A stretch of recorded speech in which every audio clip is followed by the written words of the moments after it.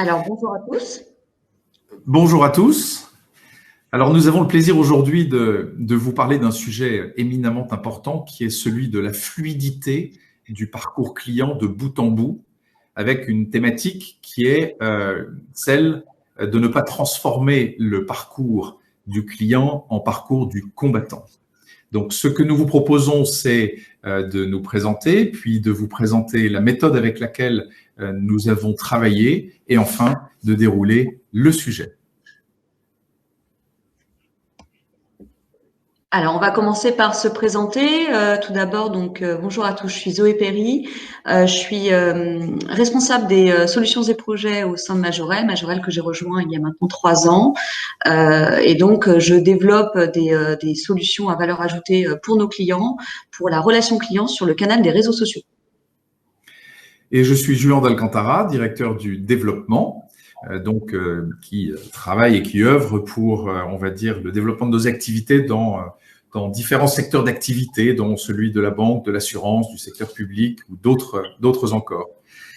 Alors, quelques mots avant d'entrer dans le vif du sujet. Majorel est un acteur mondial de la relation client externalisée, qui est présent donc dans 29 pays avec plus de 45 000 collaborateurs et qui est leader en Europe, en Afrique et au Moyen-Orient. Alors, Majorel est un acteur incontournable de ces interactions de grandes marques avec leurs clients, leurs usagers, et tout au long du cycle de vie, c'est-à-dire de l'acquisition à l'assistance technique en passant par la fidélisation. Et nous opérons en front, en back, ainsi qu'en middle office. Et l'objectif, évidemment, c'est que grâce à la compétence, le savoir-faire de nos conseillers ainsi qu'à la technologie, nous puissions optimiser les parcours clients au service des marques et au service de la qualité qu'ils souhaitent offrir à leurs clients. Et on accompagne de grands donneurs d'ordre dans tout secteur d'activité confondu, donc que ce soit l'assurance, la banque, l'énergie, la santé, l'automobile, les telcos ou bien encore les technologies, par exemple, et les GAFAM en particulier. Alors, pour ce sujet qui nous occupe aujourd'hui, en fait, plus que jamais avec la période qui a été celle que nous traversons encore, nous avons vu l'importance de la relation client et l'importance de la fluidité des parcours dans la relation entre les marques et le portefeuille client. Alors, nous allons vous proposer de partir d'un parcours client que nous avons recomposé, un parcours client en 9 étapes, 3 grandes familles d'étapes, avant, pendant et après l'achat. Bien évidemment, nous avons un certain nombre de partis pris et la multiplicité et l'extraordinaire diversité des parcours clients est telle qu'il a fallu choisir de se concentrer sur un certain nombre d'étapes qui nous semblent être des étapes clés auxquelles nous sommes confrontés tous les jours dans la relation que nous gérons avec les clients de nos donneurs d'ordre, de nos clients. Et je vais laisser maintenant Zoé vous présenter plus avant la méthode et puis la suite. Mais merci, Jean. Donc, oui, ce qu'on s'est demandé, c'est qu'est-ce que c'était être centré client, et c'était être capable de suivre de bout en bout sur chacune de ces étapes et se demander à chaque étape et à chaque interaction, est-ce que moi, en tant que marque, je réponds aux attendus? Donc avec Jouan, ce qu'on vous propose, et parce que Majorel est en contact avec les clients à chaque étape du parcours, c'est de revenir sur chacune de ces étapes qui font l'expérience client et de pointer ensemble les grandes frustrations qui font que le service client n'est pas fluide de bout en bout. Donc pendant l'achat, après l'achat, et avant l'achat, pendant l'achat et après l'achat. Donc à chaque étape, on va identifier les solutions qui sont possibles pour assurer la fluidité du parcours, éviter les irritants clients qui peuvent causer en fait perte de lead, insatisfaction et churn. Donc le parcours client, il se compose d'étapes imposées, et pour visualiser chacune de ces étapes, nous avons choisi de les illustrer sous forme d'une cartographie des points de contact. Et nous allons donc prendre l'image d'une ville dans laquelle que nous allons explorer. Et nous y trouverons ces points de rupture, ces étapes.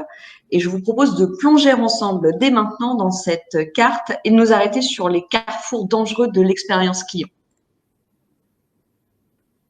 Donc, première étape, c'est tout simplement l'avant-achat, l'étape de recherche qui est est-ce que l'on connaît réellement mes attentes? C'est la peine qui est exprimée par les clients finaux.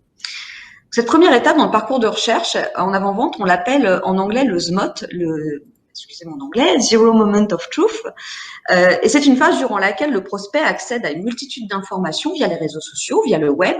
Mais cette phase, elle n'est pas toujours maîtrisée par les marques et pourtant elle est décisive. C'est un moment où les utilisateurs font du butinage, ils vont faire des petites recherches à droite à gauche sur les moteurs de recherche, sur les réseaux sociaux. En fait, ils ont un projet d'achat qui n'est pas encore vraiment abouti et je vais vous donner l'exemple. Par exemple, j'ai un projet d'achat automobile et pour estimer l'ensemble du budget de mon achat, je vais aller faire des recherches sur les coûts d'assurance, sur les possibilités de financement. Donc là, je suis dans ce parcours de butinage. Donc là, je vais tomber sur du contenu généré par les marques, mais également sur du contenu généré par les utilisateurs. Et tout ce qui est contenu généré par les utilisateurs, qu'on appelle User Generated Content, UGC, c'est aussi, on le sait, devenu le premier facteur d'influence d'achat. Devant les campagnes SEO, devant les campagnes d'emailing, de fait que si, en tant que marque, on ne connaît pas ces contenus générés par les utilisateurs, si on ne prête pas attention, on passe à côté des détracteurs, on passe à côté d'informations précieuses aussi sur les attentes de nos clients.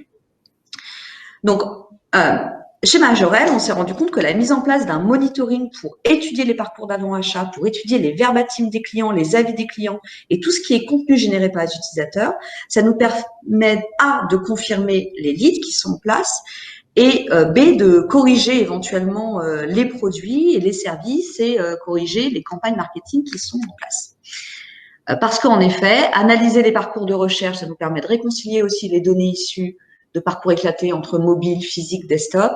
Également, analyser les reviews, analyser les avis, ça nous permet de connaître précisément l'image des produits des marques et d'envisager des actions correctrices. Donc, avec un de nos clients, on a mis en place ce système de monitoring, un de nos clients challenger dans le secteur des telcos. On a mis en place un monitoring personnalisé associé à des alertes en temps réel pour anticiper les bad buzz aussi. Donc, on écoute les attentes, mais également on est attentif aux bad buzz. Et on transmet des rapports détaillés mensuellement à notre client, aux équipes marketing, aux équipes communication, aux équipes expérience client. On l'associe à des ateliers trimestriels avec nos experts réseaux sociaux. Et le résultat, il est autant bénéfique pour le client final parce que notre client, il a pu augmenter son NPS de x3, a été multiplié par 3, leur NPS. Également pour notre client donneur d'ordre puisqu'ils ont eu des campagnes Twitter basées sur ces rapports de e-listening et de monitoring. Les campagnes Twitter ont généré plus de 90% d'engagement positif.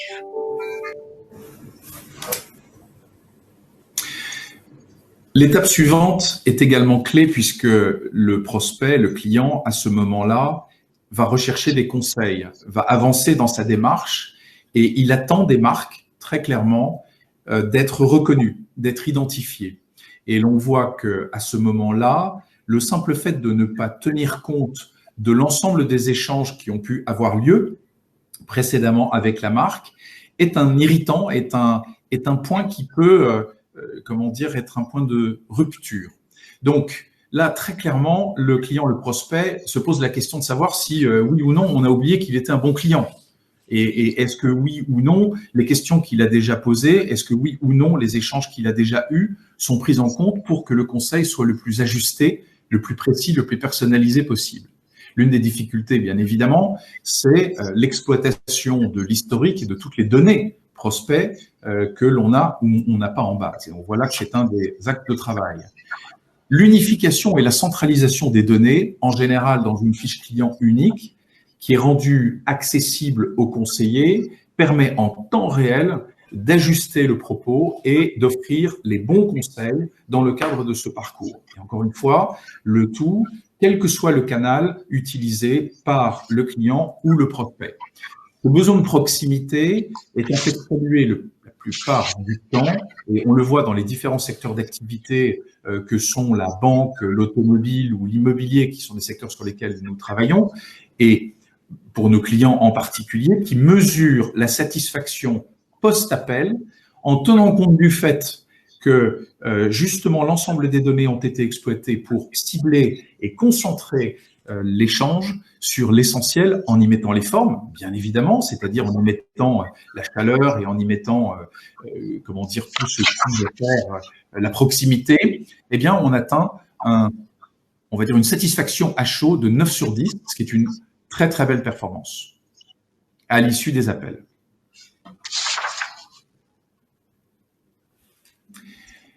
L'étape suivante est une étape qui est également très, très importante.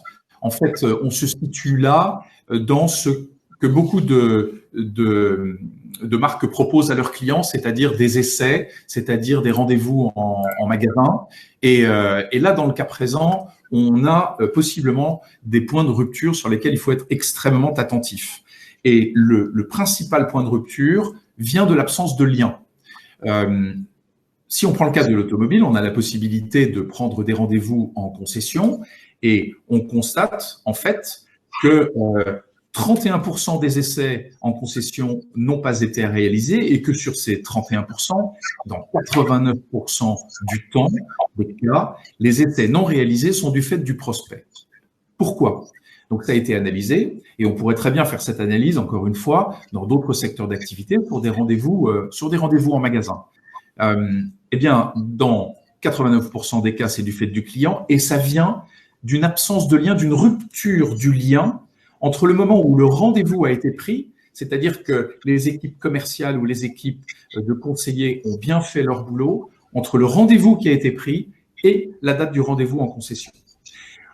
Là, il est tout à fait essentiel de garder ce lien, tout simplement en rappelant au prospect, au client qu'il a ce rendez-vous, en éventuellement ajustant le calendrier, en repositionnant le rendez-vous, mais en tout cas en gardant ce fil de bout en bout.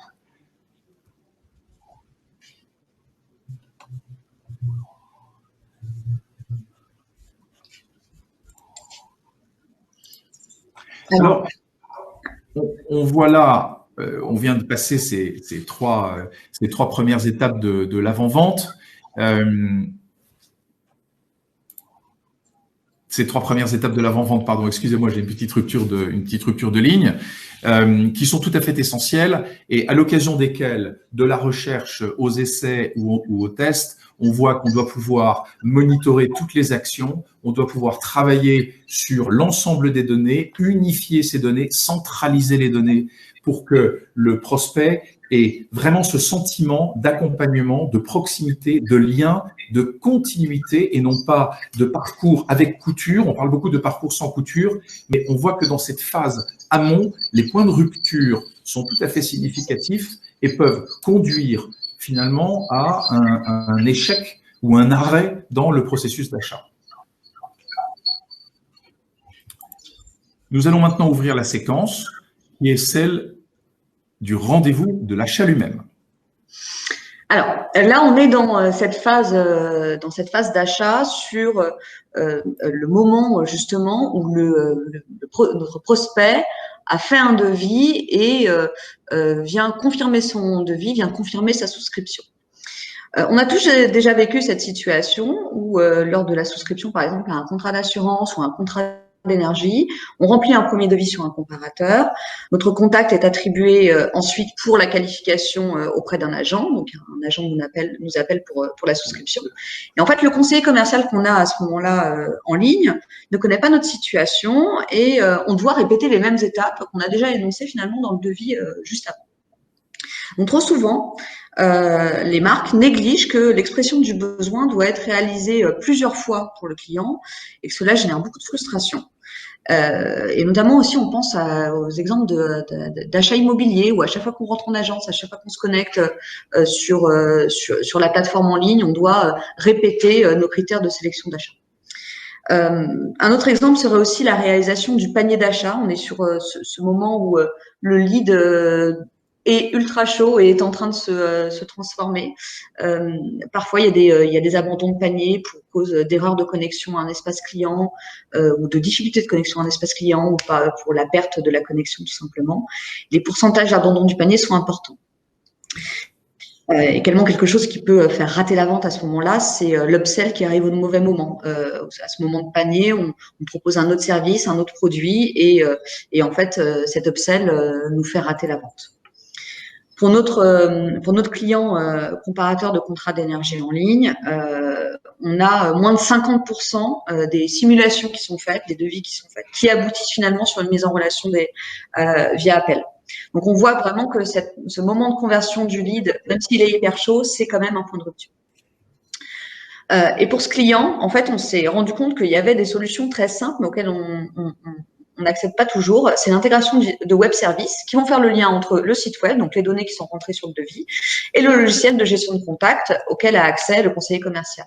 Donc, ces web services nous permettent de communiquer entre les données du site web et les données auxquelles a accès le conseiller. Ainsi, il a à disposition toutes les informations déjà renseignées par le client. Le résultat, c'est que l'appel de qualification, l'appel de souscription, il est beaucoup plus court et le vendeur en bénéficie, enfin la marque en bénéficie et surtout le client final bénéficie d'un gain de temps et d'une prise en charge personnalisée.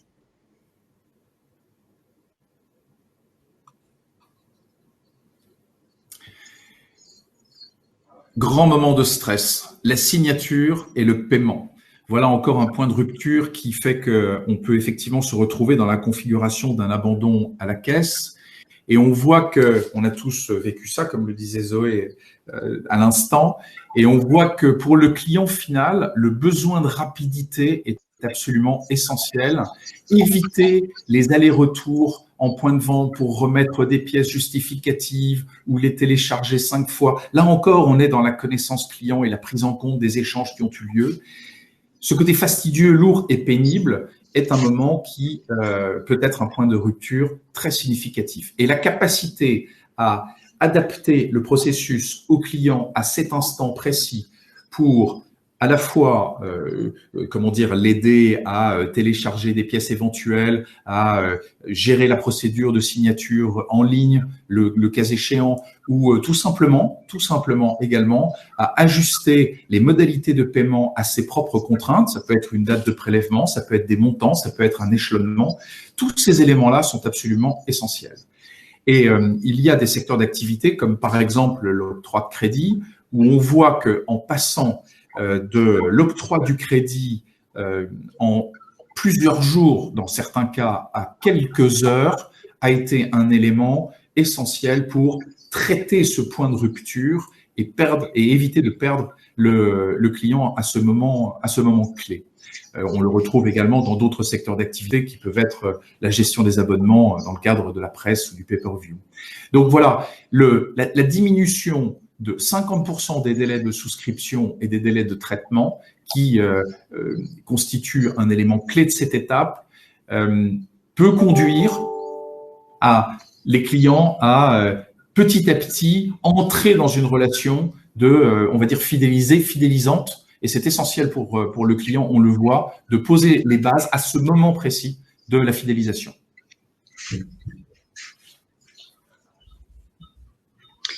Alors, on en arrive à une étape clé qui est l'étape de la livraison du produit. C'est vrai que c'est une étape qui est une partie de l'étape qui est une relation tripartite entre le client, le vendeur et le livreur. Et on le sait, les passages de relais, les changements d'interlocuteurs, les changements de détenteur de responsabilité d'une tâche renvoient souvent à des ruptures dans les process. Et donc, par nature, cette étape est complexe et elle génère beaucoup d'insatisfaction et de points de rupture. Donc, pour poser rapidement la complexité rencontrée, les complexités rencontrées, on peut citer les différents irritants suivants. C'est tout d'abord un retard dans la livraison entraîne un mécontentement, mais également une livraison en avance entraîne aussi un mécontentement puisque le client a bloqué un créneau, voire posé un congé. Côté vendeur, le fait d'être transparent sur des délais de livraison hyper longs génère un mécontentement et peut être source de perte de lead aussi. On a la difficulté aussi du tracking colis qui n'est pas toujours une science exacte. Et puis aussi de ces mails de départ d'entrepôt et ces mails de pré-livraison.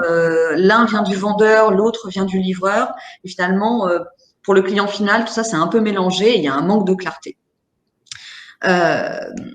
Côté centre de contact, quand un colis est en retard, ça se traduit par un appel systématiquement et également par des taux de réitération qui sont monstrueux sur les appels. Et durant le confinement, les retards de livraison ont généré plus de 430% de volume d'appels.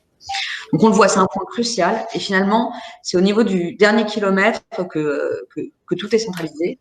C'est un moment où on perd la main sur l'organisation et il faut avoir conscience de l'extrême difficulté de cette gestion pour le logisticien et des énormes progrès quand même qui ont été faits récemment dans ce domaine face à tous ces grands irritants. Et avec ces progrès, ben, on tire en fait plusieurs pistes de réflexion.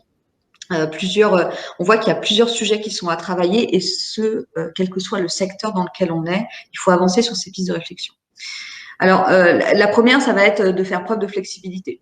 Donc, de prévenir par exemple le client au moment où le livreur est dans un rayon de 20 km, via un SMS, via WhatsApp, et ainsi le client peut confirmer sa disponibilité ou dire non, je suis pas là, renvoyer le colis en point relais.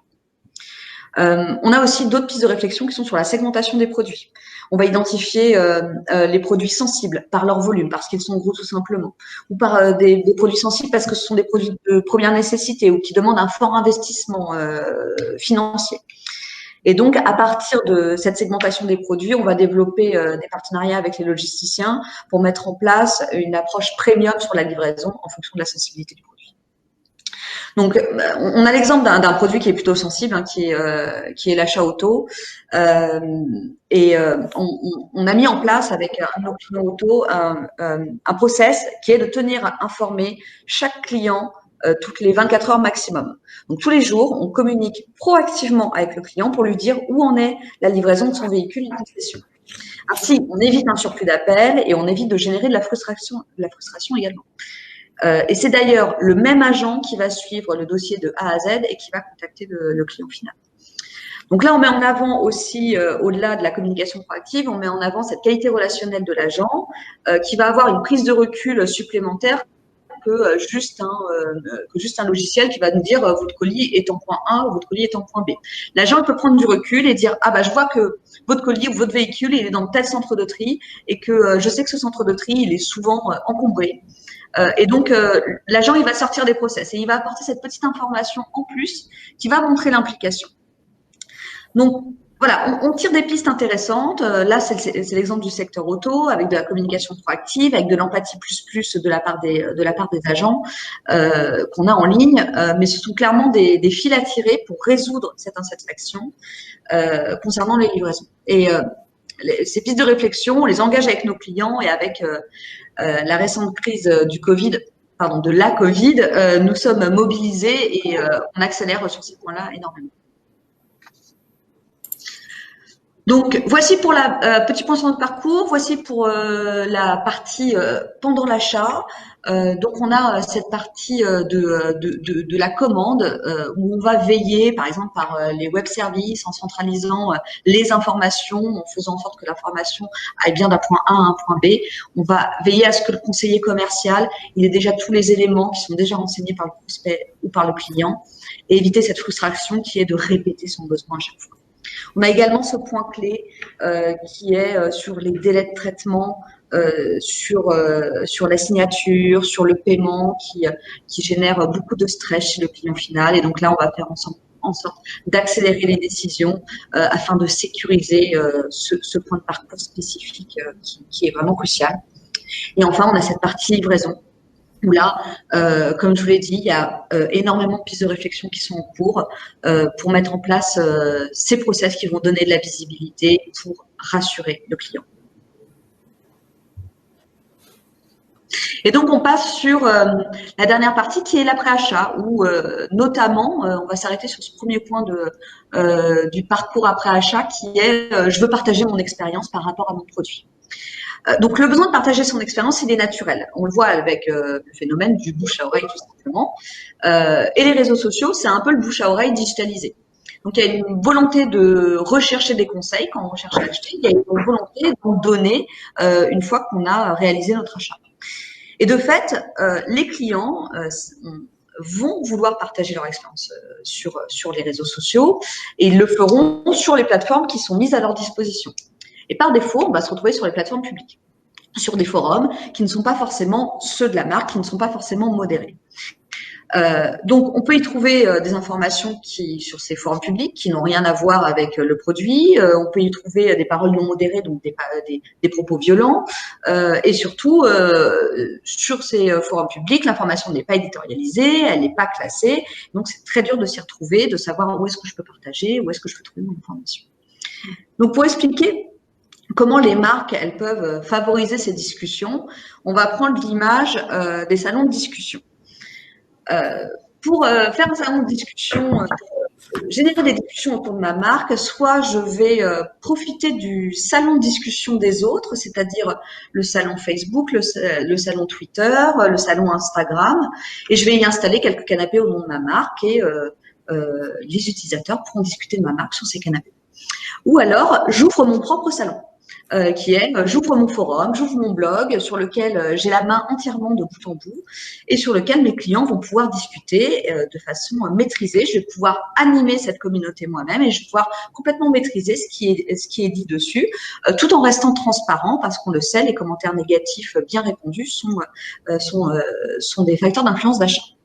Donc, j'ai facilité le partage, j'ai facilité la modération, j'ai donné cette liberté. On a cet exemple avec un de nos clients avec qui on a géré cette gestion d'un forum communautaire qu'il venait d'ouvrir. Au départ, nos agents répondaient très rapidement sur le forum communautaire. Donc, vous aviez les clients qui posaient des questions et les agents qui répondaient dans les 2 heures, puisque c'était les SLA qu'on s'était donné à respecter. Et en fait, on s'est dit, voilà, il faut être contre-intuitif pour plus d'efficacité, pour que les clients partagent entre eux. Et donc, on a augmenté nos SLA jusqu'à 24 heures, de sorte que, comme les conseillers ne répondent pas, eh bien, les clients sont plus à même de prendre connaissance de la question et d'y répondre eux-mêmes. Et ainsi, ils peuvent partager entre eux.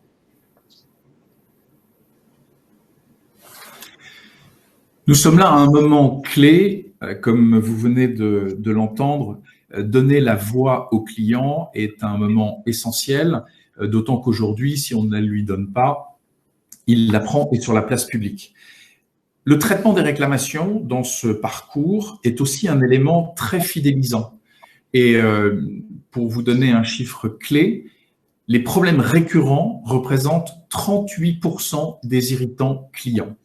Ces clients qui ont l'impression de venir et de revenir et de re-signifier leur insatisfaction. Il est donc absolument essentiel à ce stade de prendre en compte non seulement les réclamations, mais également de les traiter, de les analyser, tant sur le plan quantitatif, ce qu'on a l'habitude de faire en général, que sur le plan qualitatif.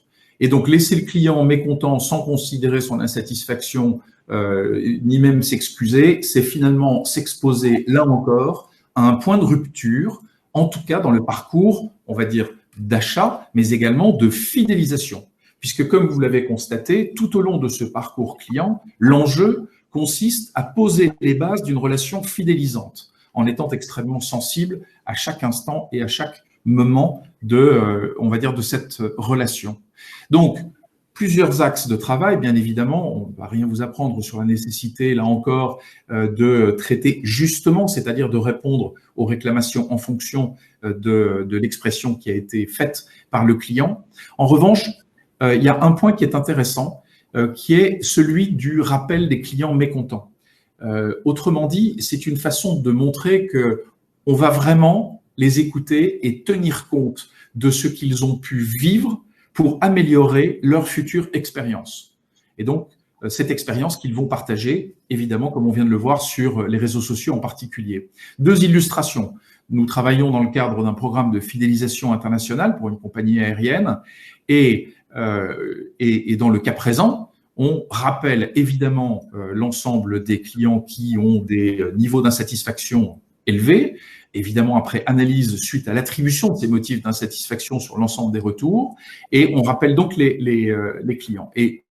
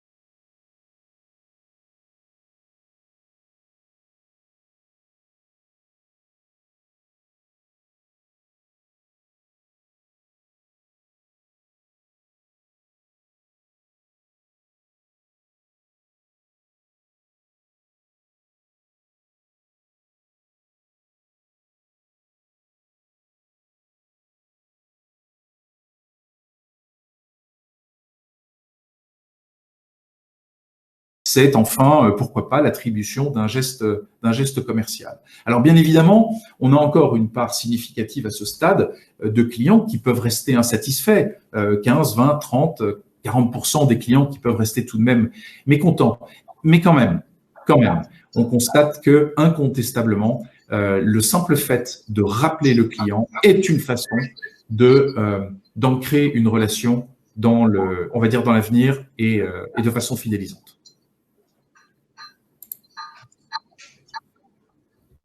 Alors, je m'excuse, je pense que j'ai eu un problème de connexion. Vous avez peut-être perdu l'écran pendant un temps. Mais c'est revenu. On reprend tranquillement.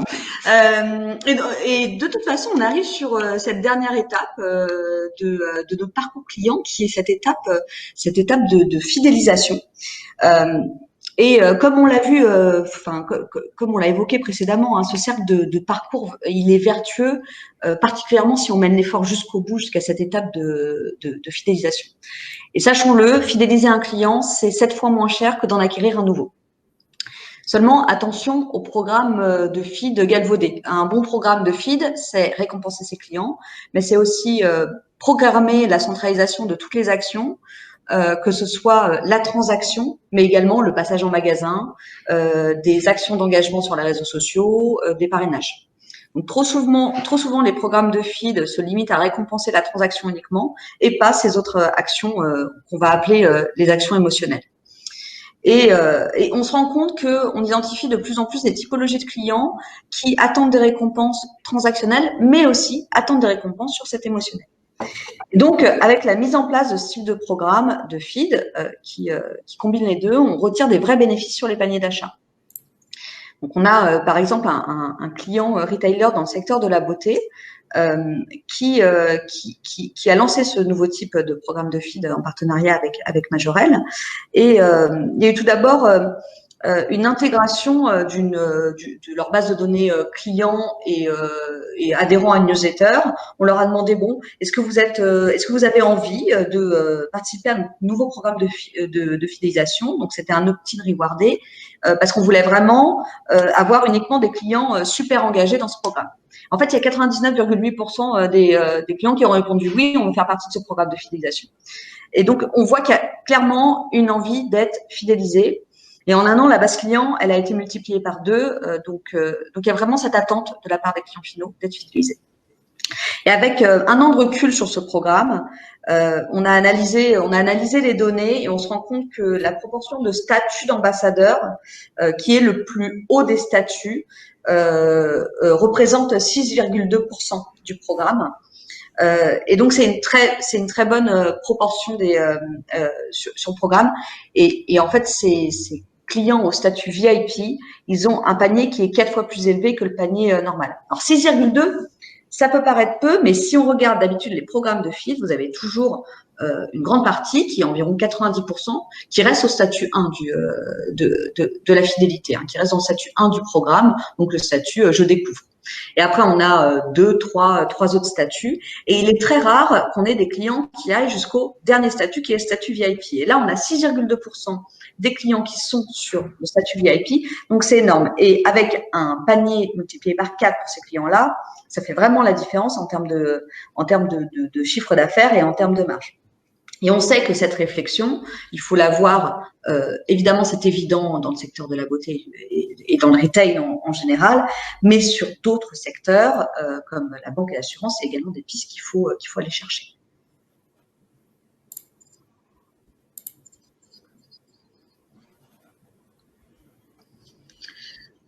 Donc, nous voici à la fin de notre parcours. On a vu cette partie d'après-achat où le fait de mettre à disposition des modalités de partage pour nos clients, c'est très important pour qu'ils puissent échanger entre eux et favoriser cet échange entre eux.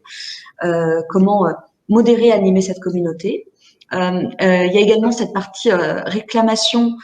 Comme Jean l'a dit, laisser le client mécontent, laisser le client sans excuse, sans explication, c'est un vrai point de rupture. Et donc, rappeler les clients pour connaître leur vrai motif d'insatisfaction, éviter les réitérations d'appels. Là, c'est des vraies solutions pour fluidifier cette partie-là. Et enfin, nous avons cette dernière étape qui est la fidélisation, qui est l'ultime étape pour ce cercle vertueux qui va nous permettre non pas d'acquérir toujours des nouveaux clients, mais de fidéliser les clients actuels. En complément justement de ce point de fidélisation, ce que nous observons très clairement sur l'ensemble des secteurs d'activité que nous opérons, dans lesquels nous opérons, c'est que, bien évidemment, la question de la fidélisation est posée, nous venons de le voir, et y compris dans des secteurs qui voient arriver des acteurs alternatifs ou de nouveaux acteurs. Je pense particulièrement au secteur de la banque et de l'assurance, finalement, qui sont contraintes d'une certaine façon de se poser la question de la fidélisation autrement. Autrement par, on l'a vu, le traitement, par exemple, de l'ensemble des process de gestion, parce que là, on a beaucoup parlé évidemment de la vente, hein, ça c'est très clair, et du processus d'achat, mais on voit que la question de la fidélisation est tout à fait essentielle dans ces secteurs qui n'ont pas l'habitude de la traiter tel que nous venons de l'exposer. Donc, ça impose de se poser des questions différemment, ça impose de se poser aussi la question des outils qui sont mis à la disposition des différentes équipes pour entrer dans cette relation fidélisante que l'on ose appeler ou ose dire à valeur ajoutée, c'est-à-dire qui permet finalement de traiter l'ensemble des sujets ou l'ensemble des besoins des clients de la façon la plus simple, la plus efficace, évidemment au meilleur coût et avec un niveau de qualité, certain. Voilà, c'est pour dire que la question de la fidélisation évidemment est très très vaste et y compris dans des secteurs d'activité, on va dire pour lesquels elle n'a pas la même tonalité que ce qu'on peut dire à l'instant. Je voudrais aussi insister sur les outils, c'est-à-dire tous les outils qui sont à la disposition de finalement de nos équipes et de nos clients et qui permettent, de bien connaître nos clients. Donc, le sujet de la data est absolument essentiel. Comme vous l'avez vu, c'est même vertébrant sur l'ensemble du processus. Je connais mon client de bout en bout, eh bien, je peux l'accompagner de manière ciblée, personnalisée, de bout en bout. Et lorsque Zoé vous parlait de cette catégorie VIP, au fond, il y a une attente qui est secrètement formulée dans beaucoup de cas, qui est de dire, je souhaite faire partie de cette communauté VIP, c'est-à-dire de cette communauté identifiée, reconnue tout au long de mon parcours. Donc, nous avons des outils qui permettent de travailler sur cette connaissance et qui permettent de travailler également sur l'enchaînement des actions tout au long du processus. Dans la relation que j'ai avec mon client, quelle va être, au fond, la bonne action suivante? The next best action, comme beaucoup d'outils le disent, mais quelle va être la bonne action qui va me permettre, là aussi, de tisser un lien qui va pouvoir perdurer dans le temps. Des outils existent, là aussi, pour travailler en ce sens. Enfin, toujours sur la fidélisation, oui, la récompense de la fidélité est une attente majeure, Zoé l'a clairement exprimé, est une attente absolument majeure et essentielle. On ne peut pas avoir été client d'une marque pendant 5, 10 ans, voire plus, et finalement ne pas être reconnu. Ou on ne peut pas tout simplement dépenser 2, 3 fois plus d'argent pour telle marque dans le cadre de ces achats même réguliers, sans à un moment être reconnu. Et donc, cette récompense de la fidélité est là aussi, pour nous, un point majeur et qui, s'il n'est pas pris en compte, devient rapidement en fait un point de rupture. Encore une fois, compte tenu de la multiplication des offres alternatives et du caractère très concurrentiel de certains marchés sur lesquels nos clients opèrent.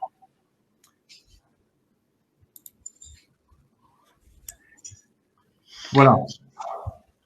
Eh bien, écoutez, on a fait le tour de nos 9 étapes de parcours client. À chaque fois, nous avons fait l'effort, mais évidemment, comme l'a précisé Jouan, on a pris un certain angle d'attaque sur ces étapes de parcours, sur ces irritants clients, ces points de rupture, et on a à chaque fois proposé des solutions pour justement fluidifier de bout en bout ce service client. Voilà, il nous reste un peu de temps. N'hésitez pas à poser vos questions. Nous avons la box donc de messagerie instantanée qui permet de le faire.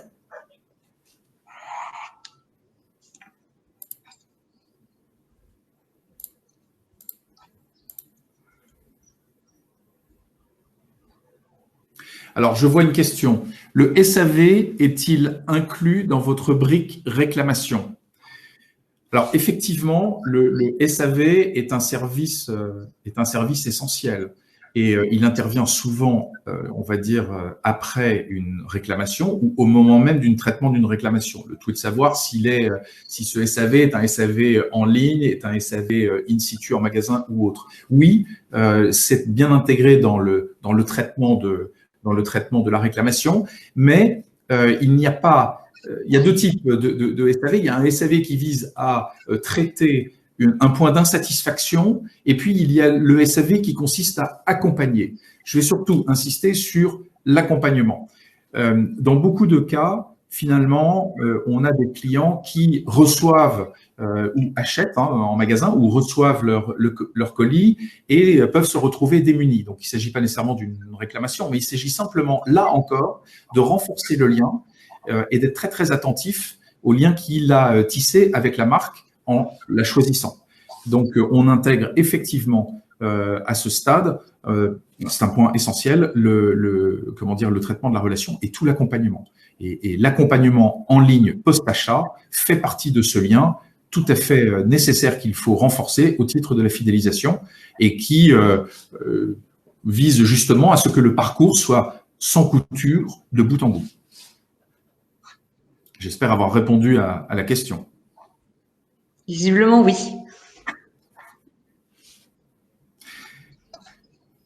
Il y a, comme vous l'avez constaté, j'en profite pour faire un petit commentaire supplémentaire.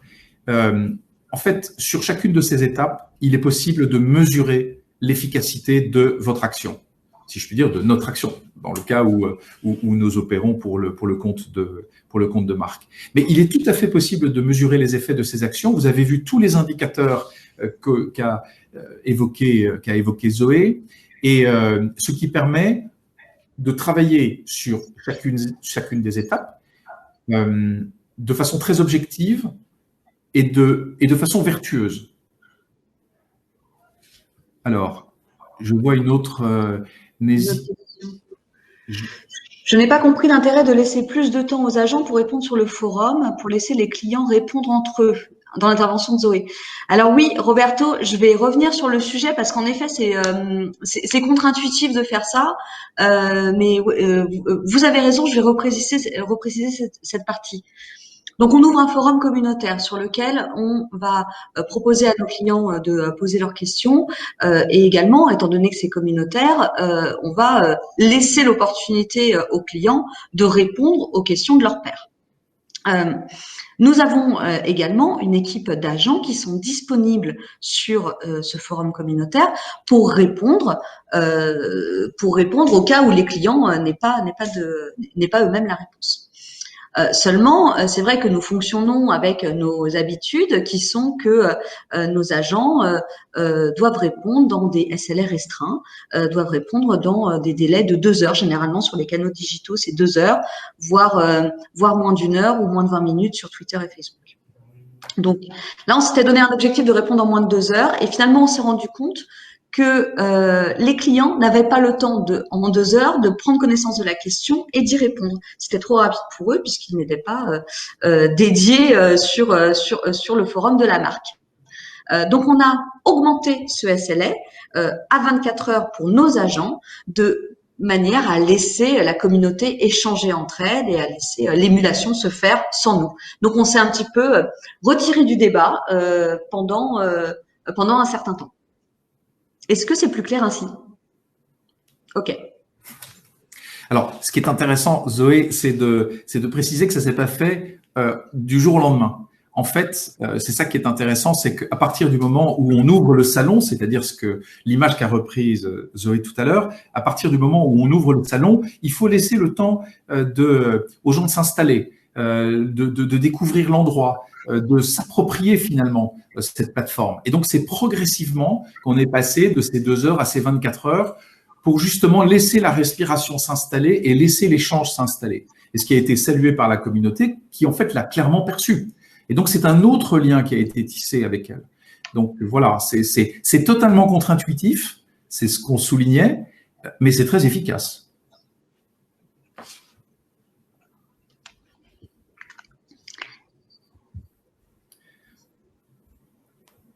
On va laisser quelques temps s'il y a d'autres questions. Nous avons encore une dizaine de minutes.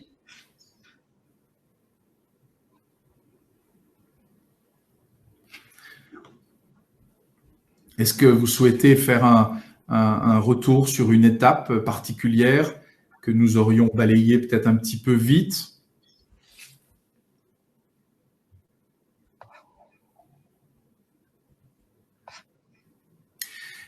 Alors, je vais faire, dans ces cas-là, un petit commentaire supplémentaire.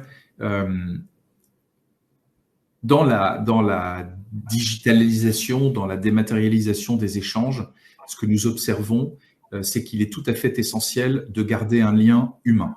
Donc, à certains moments, la performance pourrait nous inviter à travailler, non pas exclusivement, mais beaucoup avec des outils de type chatbot. Par exemple, oui, c'est très efficace. C'est très efficace, c'est performant, c'est satisfaisant.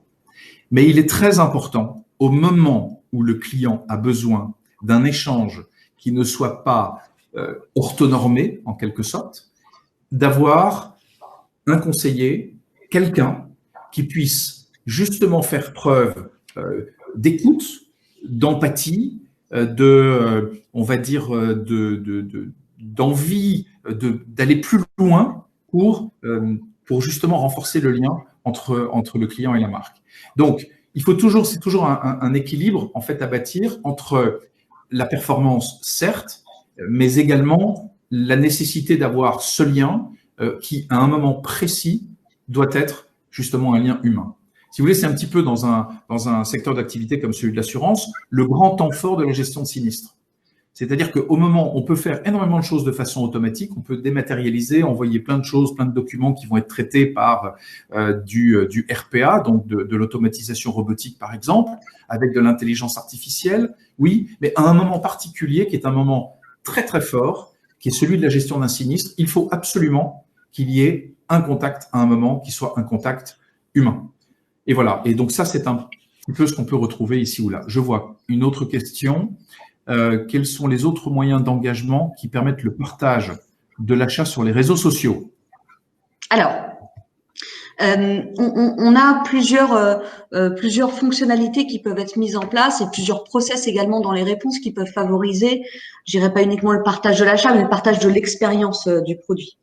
On le voit souvent, ça peut être partager une fois que vous avez reçu votre produit, partager une photo de la mise en scène de votre produit. Je pense à made.com qui le fait très bien sur les meubles. Vous ne m'entendez plus? Jean, est-ce que tu m'entends? Oui. Ok, très bien.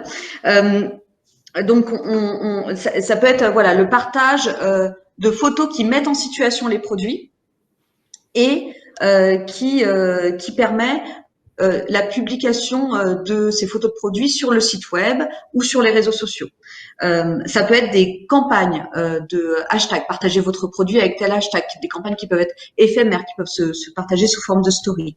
Et puis également des choses, on en revient quand même comme les web services, hein, à des choses qui sont assez naturelles mais qu'on ne pense pas assez à faire, qui sont tout simplement se baser sur le vivier que nous avons de clients satisfaits, avec qui nous sommes en contact sur les réseaux sociaux, qui viennent partager, peut-être ils peuvent avoir besoin du service client à un moment, le fait d'avoir été en contact avec nos services de relations clients, ils sont satisfaits de ce contact et on leur demande tout simplement, est-ce que vous êtes prêts à partager votre bonne expérience avec le reste de la communauté? Et donc, on les invite à aller mettre des avis sur Google, sur Facebook, après qu'ils aient eu ce contact très positif avec l'agent du service client. Est-ce que ça répond à votre question?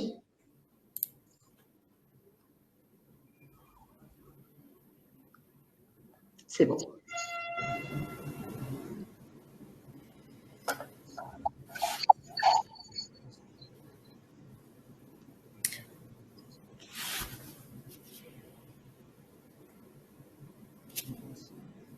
Une dernière question? Un complément? Alors, quid de la particularité de la cible B2B? Bon, c'est vrai qu'on a essayé de la brosser également dans l'ensemble du parcours, mais nous étions essentiellement sur des parcours d'achat B2C, évidemment. Cependant, on était sur effectivement la relation tripartite entre Majorel, ses clients et les clients de nos clients. Il y a des moments clés dans la relation B2B, il faut les identifier.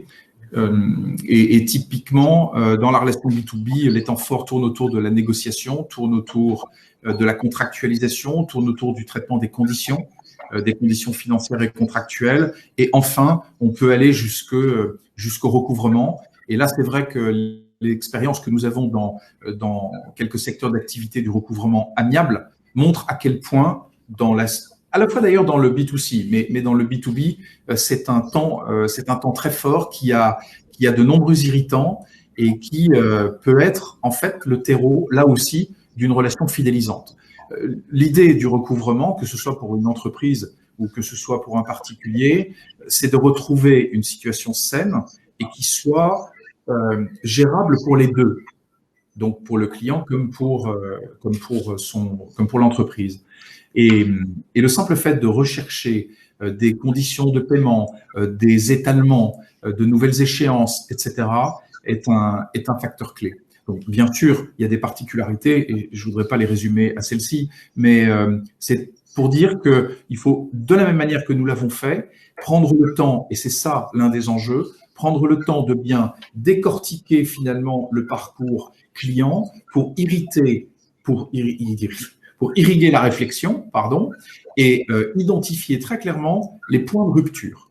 On sait que dans la sphère B2B, c'est également très important qu'il y en a et qu'il faut les traiter. J'espère avoir répondu à la question.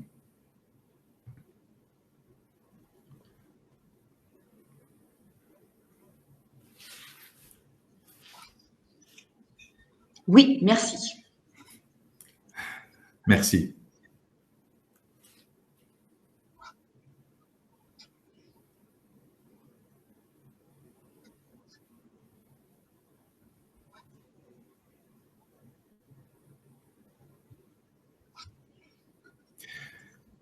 Bien.